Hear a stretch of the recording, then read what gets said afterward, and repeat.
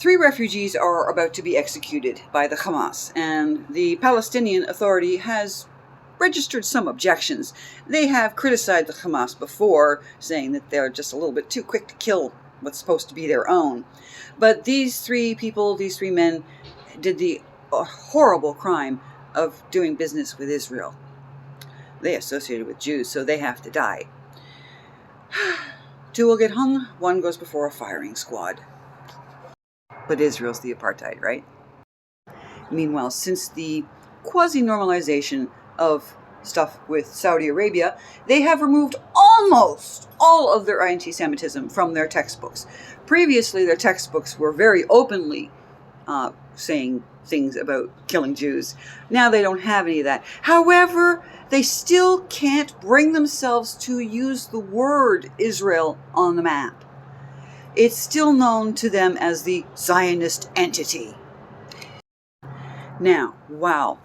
Dershowitz may agree, and I agree as well, that equating people who were murdered by being shot to death in a massacre with, regular old crimes where they're just shooting at each other is beneath contempt. However, Rabbi Lee, whose wife and children were killed in this, he has not said anything about getting Dershowitz to represent him. And I'm doing this for the point of those who say, you mostly just use Jewish newspapers to talk about Jewish things. Well, you know what? That's because we can pretty much only trust other Jews to tell us about what's happening to Jews. But you can't trust all the Jews, because while Rabbi Lee says that he thinks of court as very much the last step, he is not satisfied with the apology, and I don't blame him, especially since this commentator has a record of anti-Semitic remarks. So he's going to the head of Warner's, who owns CNN, and he's going to see if he can work it out there first.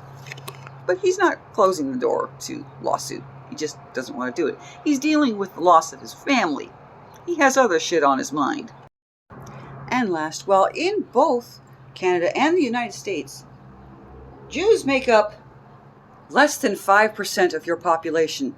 According to the FBI, Jews get 51% of your hate crimes in the United States, and in Canada, we get 26%. So, yeah, anti-Semitism is the fundamental issue when it comes to hate crime that nobody acknowledges.